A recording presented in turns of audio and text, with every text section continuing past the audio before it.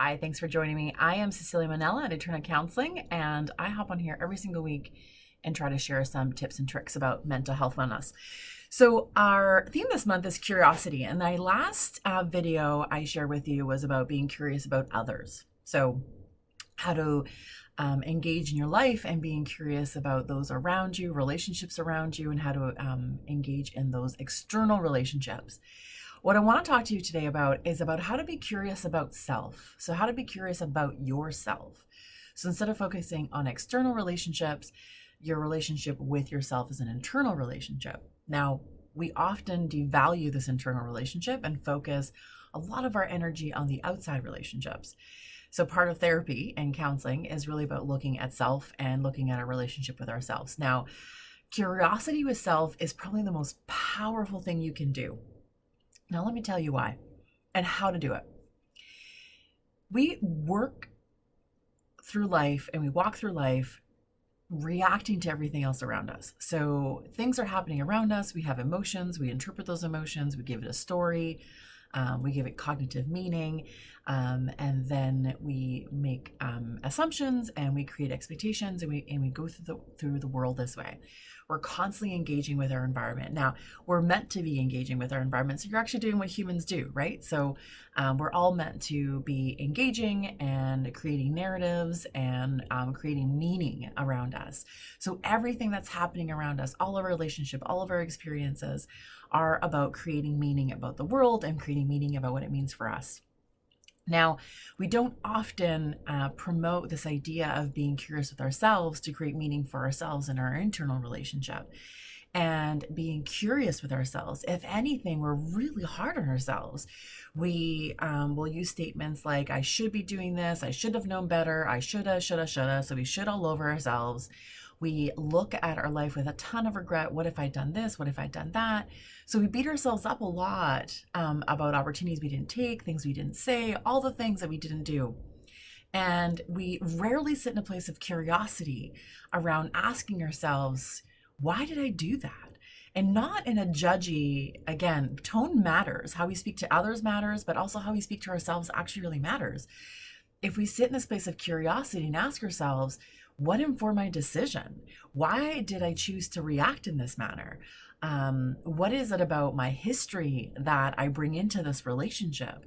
What is it about my childhood that triggers me to react in this manner to conflict?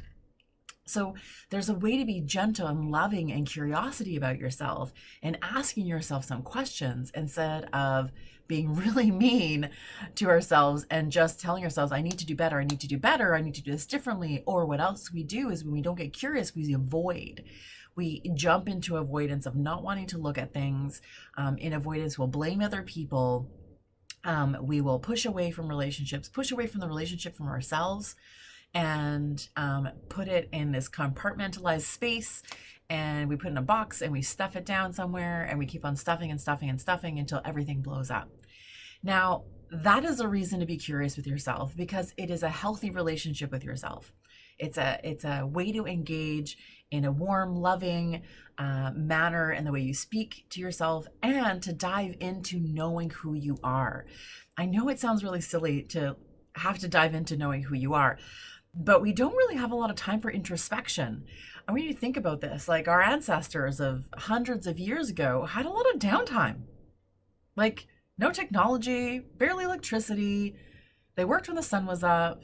They had a lot of time for introspection. There was a lot of time for creativity. There's a lot of time to create music or to try new things. I mean, it was also, not an awesome time to live, a lot of famine and all the things, but there was a lot of time for introspection.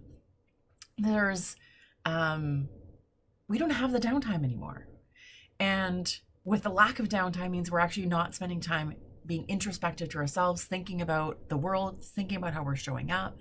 We're not being curious about things. We're just running from one thing to the next thing, to the next thing, to the next thing. We're like in an epidemic of busyness and stress and hustling that doesn't really serve us, and that's not who we're meant to be.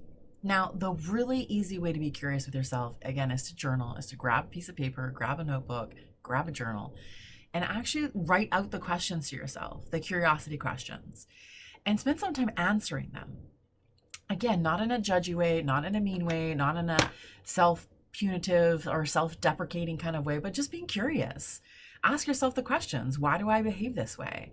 Why do I react this way? What is the trigger that is showing up for me in this relationship? What is it about my childhood that makes me react to conflict in this manner? How do I want to be perceived? How do I want to engage in the world? What is my next decision? If I do this, what will happen? If I do that, what will happen? Just being curious. I say, I'm really curious about myself. I'm really curious about my experiences. I'm really curious about who I am and how I am in the world, and get out of autopilot of things and get back into your life and into your body and into your mind and into your heart around being curious about who you are, because you're pretty magical. Humans are so magical. We're so amazing. We're filled with all these experiences and all of these thoughts and all these emotions. And we don't spend a lot of time being curious about ourselves. And I bet that if you were to spend some time digging into yourself and being curious, you're going to discover some wonderful things. And you might discover some maybe not so wonderful things, some messy things, and some things that you're being carrying around, and baggage from your childhood, baggage from past relationships, guilt, shame, all the things. But let me tell you, it's worth digging out and pulling out and looking at it, because things grow in secrecy. So they lose their power when you take them out of secrecy. And journaling and being curious is about taking it out of that secret place and bringing it into the light, so you can actually know yourself better and then decide who you want to be and how you want to show up in your life. So get rid of the hustle, create some space for reflection, be super curious about yourself, discover some wonderful things about you, and discover maybe some messy things about you. And that's all okay. These things are not to be avoided. They're actually to get to know about yourself and embrace about yourself. And you cannot change what you don't know. So part of this, if you want to change some parts of your life, you have to be curious about it in order to engage in some change. So I hope this is helpful, and I'll see you next week.